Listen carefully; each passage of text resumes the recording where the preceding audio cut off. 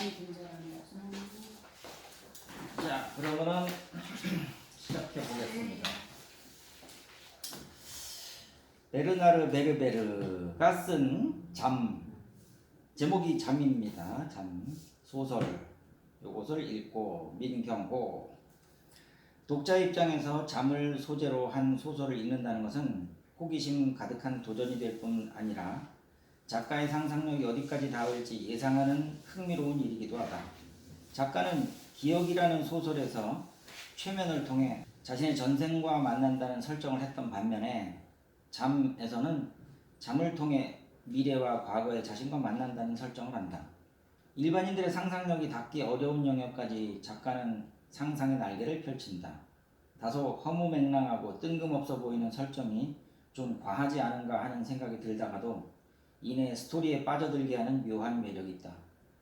또한 단문 위주의 서술 방식과 등장인물들 간의 간단명료한 대화가 독서의 속도를 높여주는 요소가 되기도 한다. 이야기꾼으로서의 작가의 역량이나 상상력은 타의 추종을 불허한다고 표현해도 될 것 같다. 파리 시립병원에서 여성 수면 전문가로 일하고 있는 카롤린 클라인이 아들의 여자친구 샤를로트에게 잠은 잘 자느냐고 묻는 것으로 이야기는 시작한다. 잠에 대한 그녀의 철학을 말하고 현재 추진 중인 비밀 프로젝트가 성공하면 잠의 세계에 신기원을 열게 될 거라고 힘주어 말한다. 아들인 자크 클라인과 여자친구 샤를로트는 그 이야기를 가만히 듣는다. 새벽에 잠이 든 카롤린은 1시간 만에 몸을 일으킨다. 목류병 환자인 그녀는 주방으로 걸어가 스테이크를 꺼내 접시에 담고 유리잔을 넘어뜨려 깨진 조각에 발을 다친다. 그리고는 지상 20m 높이인 슬레이트 지붕 위로 걸어갔다 돌아온다. 자크의 아빠인 프랑시스 클라인은 항해사다. 단독 요트 항해 분야에서 화려한 우승 경력을 보유하고 있던 아빠의 우승 비결은 쪽잠이었다. 아내인 카롤린으로부터 배운 과학적인 수면법에 힘입어 요트를 타고 5일 1시간 13분 만에 대서양을 횡단하는 기록을 세운다. 자크는 4살 때 우연히 조스 영화를 보고 식인 상어에 대한 공포심이 무의식 깊은 곳을 건드려 상처를 받았다. 그 이후로 물에 대한 공포를 갖는다. 9살이 되면서부터는 키가 잘 자라지도 않고 병이 끊이질 않는다.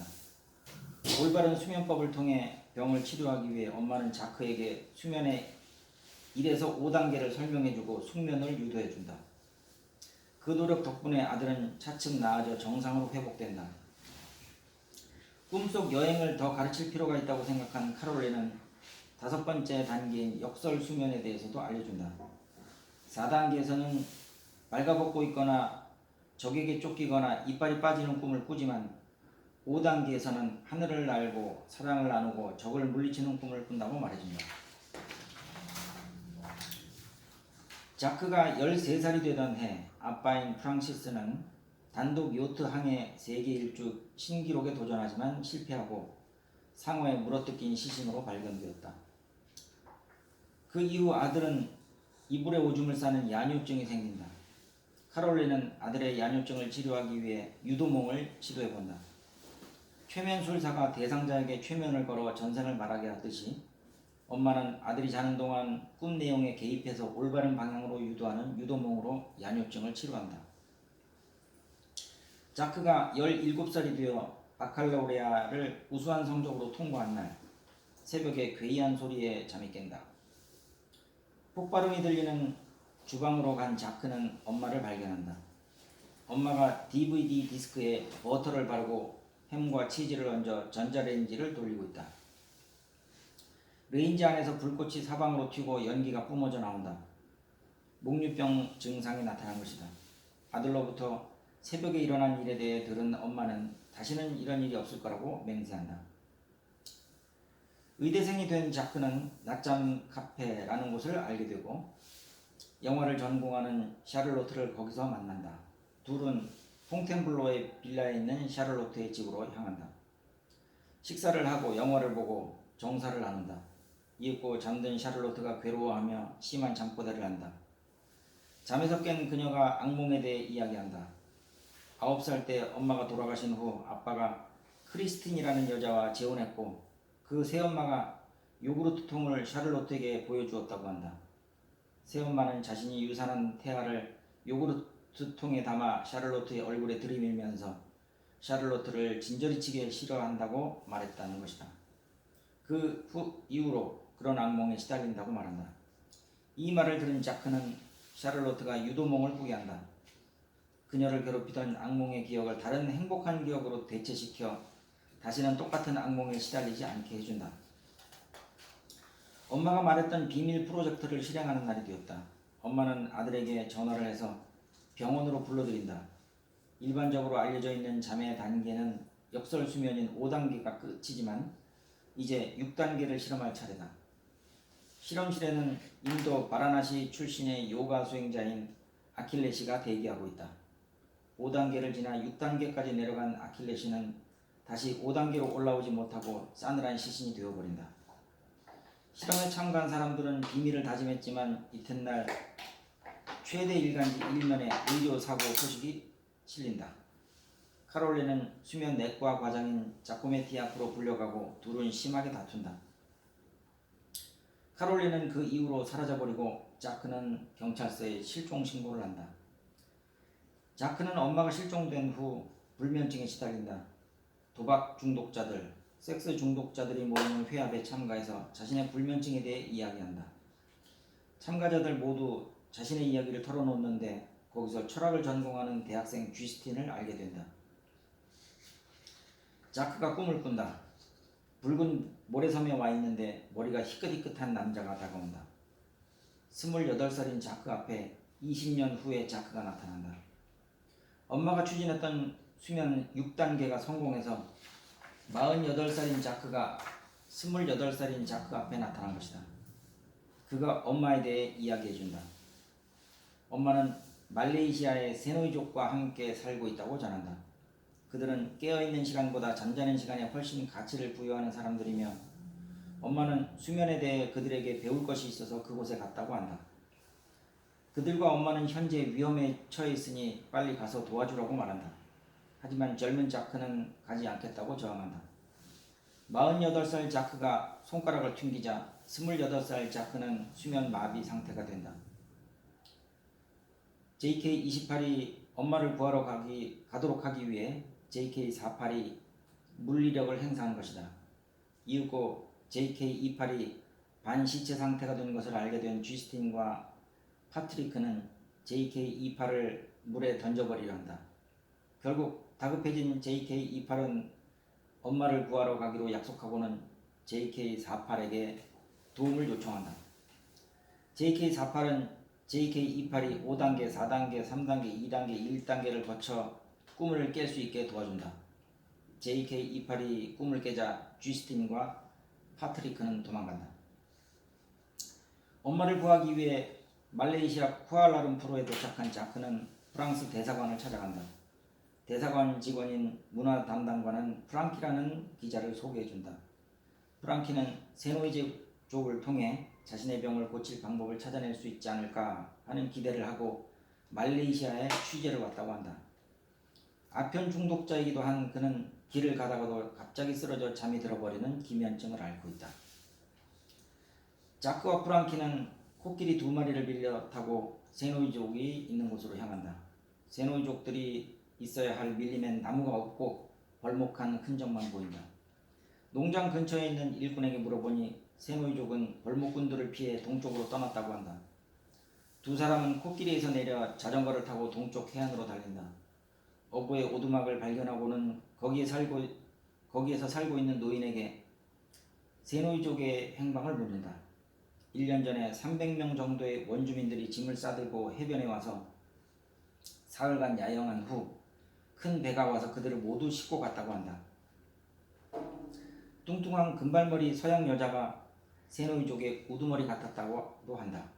자크는 그 서양 여자가 바로 자신의 엄마 카롤린임을 직감한다. JK28이 꿈을 통해 JK48을 만나서 엄마가 있는 곳을 알아낸다.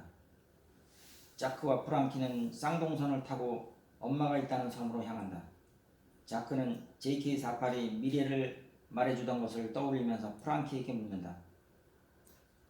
앞으로 당신한테 벌어질 일을 다 알고 조언도 해줄 수 있는 미래의 당신과 꿈속에서 얘기를 나누게 된다면 뭘 물어보고 싶어요?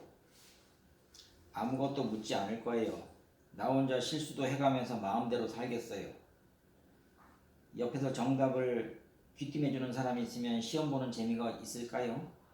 실패할 위험이 없으면 성공이 무슨 재미가 있겠어요? 죽음의 공포가 없는 삶이 무슨 의미가 있겠어요? 세노이족이 정착해 살고 있는 섬에 두 사람이 도착한다. 처음엔 그들을 결박하더니 나중에 프랑스어를 할 줄 아는 맹인 여자가 나타나 이것저것을 묻는다. 그리고는 마담 클라인이 세노이족을 섬까지 데려왔다고 말한다. 그곳은 카롤린이 돈을 주고 산 섬이란다. 그런데 어느 날 잠수부들을 쉬는 배가 나타나더니 해저 동굴 탐사 스포츠를 위한 장소를 물색하던 중 섬 근해에 있는 블루홀을 발견한다. 그곳을 관광지로 개발하려는 업자들이 카롤린에게 섬을 팔라고 제안했다가 안 되니까 나중엔 협박을 하더니 야간 공격까지 했다는 것이다. 자크가 꿈을 꾼다. 꿈에서 JK48을 만나 자크는 자신에게 곧 천국이 벌어질 거라는 말을 듣는다. 잠에서 깬 자크가 길을 걷다가 누군가에 의해 납치된다. 부동산 개발 관광 전문 회사의 전무인 압둘라 키안방이라는 사람이 3배의 가격을 쳐줄 테니 섬을 팔라고 한다. 요구를 들어주지 않으면 고문하겠다고 협박한다. 사흘간 잠을 못 자게 한 다음 자크가 미쳐가는 것을 확인한 다음 잠을 자게 해준다. 즉시 깊은 잠에 빠져 JK48을 찾아가자 어서 잠을 깨라고 다그친다. 잠을 깬 자크는 몸이 묶인 채 바다에 던져질 찰나라는 것을 알게 된다. 그 순간 프랑키와 세노이족 3명이 나타나 자크를 보여준다. 전열을 가다듬은 후 자크와 프랑키, 세노이족 10명이 특공대를 만들어 키안방의 배를 공격해 접수하고 현대식 장비까지 빼앗아온다. 다시금 꿈을 통해 JK48과 만나고 그로부터 조언을 듣는다. 착한 부동산 회사를 접촉해서 섬을 그들에게 매각하겠다고 제안하면 그들이 키안방으로부터 섬을 지켜줄 것이라고 말해준다. 꿈에서 돌아온 자크는 세노이족에게 자신의 구상을 설명한다. 키안방의 경쟁자들을 접촉해 이 섬에 호텔을 짓고 소수에게만 자각몽 수련 코스를 제공하고자 한다. 결국 세레니티스 어소시에이티드 회사를 매각 업체로 선정한다. 자크는 섬에 처음으로 왔을 때 만났던 맹인 여자 샴바야와 결혼하겠다고 세노이족에게 선언한다. 9달이 지난다. 샴바야가 아들 이카르를 낳는다. 그리고 16년의 세월이 흐른다. 자크는 오랜만에 꿈을 통해 JK48을 만나려 한다. 그러나 그는 16년의 세월이 흘러 JK44가 되었고 JK48은 JK64가 되었다. JK64는 JK48에게 프랑스 파리로 돌아가라고 말한다. 엄마 카롤린이 파리에 있는데 가서 도와주라고 말한다. 자크가 처음에 섬에 도착했을 때 엄마는 그 사흘 전에 돌아가셨다는 이야기를 들었다. 그런데 엄마가 살아있다는 말을 듣고는 적잖이 놀랐다. 그 일에 관해 자크가 샴바야에게 묻는다. 자크가 섬에 도착했을 때 엄마는 자크를 알아보았고 섬 북쪽에 정박해놓은 자신의 배를 타고 도망갈 때까지 자크를 붙잡고 있으라고 샴바야에게 부탁했단다. 엄마는 수면 6단계를 발견하기 위해 연구를 해야 한다면서 파리로 돌아갔다고 한다. 자크가 파리에 가겠다고 하자 샴바야와 이카르도 따라 나선다. 그들은 파리로 향한다. 파리의 엄마 집으로 돌아온 자크는 지붕 위를 걷고 있는 엄마를 발견한다. 발작 중인 목류병 환자를 절대 깨우면 안 된다는 사실을 알지만 너무 위험해 보여 다가갔지만 엄마는 그만 아래로 추락하고 만다. 병원으로 옮겼지만 코마 상태가 되어 의식이 돌아오지 않는다. 수면내과 과장인 자쿠메티는 엄마와의 악연이 있었던지라 교류가 끊어진 줄 알았지만 그렇지 않았다. 엄마의 사건이 터진 후 그도 병원에서 해고됐고 그 이후에 몽마르트의 모르페우스 클리닉을 개원했다고 한다. 2층 건물인데 아래층에서는 수면 질환을 치료하고 위층 실험실에서는 수면 6단계를 연구하고 있다고 한다. 그러면서 엄마는 지금 수면 5단계에서 오도 가도 못하는 상태이며 의식이 돌아올 확률은 2%라고 말한다. 두 사람은 엄마를 모르페우스 클리닉으로 옮기기로 결정한다. 그리고 3년이라는 세월이 흐른다. 수면 6단계에 대한 연구는 더 진전이 되었고 이제 그것을 적용해 엄마를 살릴 차례다. 이에 앞서 자크가 먼저 실험 대상자가 된다. 자코메티, 샴바야, 이카르, 샤를로트가 지켜보는 가운데 자크는 수면 5단계를 지나 6단계까지 내려간다. 자크의 눈앞에는 섬유로 된 가지들을 뻗은 부들부들한 붉은빛 소관목들이 우거진 덤불숲이 보인다. 자신의 뇌 안에 자리잡고 있는 뉴런들이다. 그곳은 무의식의 세계이기도 하다. 거기서 자신의 어린 시절에 겪었던 트라우마까지 맞닥뜨리게 된다. 미래의 자신과도 만나 여러 가지 신기한 이야기도 듣는다. 그리고 무사히 현실로 돌아온다. 현실로 돌아오며 자신감이 붙은 자크는 얼른 엄마를 구하기 위해 준비한다. 수면 5.8단계에 머무르고 있는 엄마를 6단계까지 내려가도록 유도한다. 엄마도 자크가 체험한 것처럼 6단계에서 미래의 자신과 만나고 난 후 서서히 현실로 돌아온다. 5단계, 4단계, 3단계, 2단계, 1단계, 그리고 현실로. 자크가 엄마를 안아 침대에 데려가 눕힌다. 인큐베이터에 들어간 아기처럼 그녀가 몸을 옹송부린다. 아들은 엄마의 이마에 달라붙은 머리카락을 옆으로 쓸어주고 나서 사랑스럽게 얼굴을 매만진다. 세상 밖으로 나온 자신에게 엄마가 해주었던 것과 똑같이.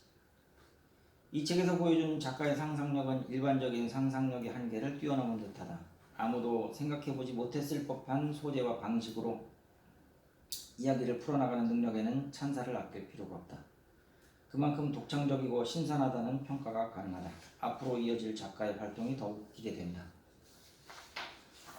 네, 그렇게 해서 끝났습니다. 대단하셔. 네, 이거를 보니까 아주 상상의 끝을 달리는 책이라고 볼 수가 있고, 보통 사람들은 뭐 잠 그러면은 그냥 꿈 좀 꾸다가 깨는 정도, 그 정도로만 생각하잖아요. 근데 이게 의학적으로 어떤지 모르겠지만 어쨌든 뭐 1단계, 2단계, 3단계, 4단계, 5단계까지가 있다고 하고, 그게 뭐 깊은 수면, 얕은 수면 그런 거 있잖아요. 렘 수면 뭐 네. 그런 걸 얘기하는 것 같아요. 네. 그래서 이제 6단계는 개발이 안 돼 있는데 6단계까지 이제 연구를 해서 그걸 이제 실제로 한번 적용을 해봤다. 예, 거기까지가 이제 상상력의 끝이에요. 6단계까지 가면 어느 정도가 되냐면은 이제 자기 뇌 속에 있는 뉴런, 이 뇌 안에 뉴런 있잖아요. 그걸 보는 거예요. 자기 뇌에 있는 자기 뉴런을 보는 거예요. 그 정도까지 단계까지 내려간다. 그런 얘기를 하고 있어요. 그리고 이제 스토리는 뭐 아주 그냥 탄탄하게 과거로 갔다가 현재로 갔다가 꿈으로 갔다가 현실로 갔다가 계속 그러면서 이 얘기 저 얘기를 막 과거에 나만을 집어넣어가지고 만나는 건데 몇 살 때 나를 만나고 몇 살. 네, 20년이 차이가 나는 네. 자기와 만나고. 그러니까 처음에 읽었을 때는 조금 뭐지? 그리고 다시 한번 이렇게 읽어보고 그랬는데 지금 오늘 또 이렇게 다시 하니까 네, 그리고 이제 이 책을 읽었어? 지난번에 이거 주셨잖아요. 아, 요거요. 줬나? 아닐걸요? 네, 독후감만 읽어보겠어요. 독후감만 줬죠. 거기 송도에서. 네, 근데 인증. 기억이라는 소설도 제가 전에 발표를 했었잖아요. 네. 베르나르 베르베르. 네네. 그리고 나서 이제 이건 또 잠인데 약간 통하는 게 있어요. 그때는 이제 최면에 대해서 네. 얘기를 했었고, 요번에 이제 잠, 꿈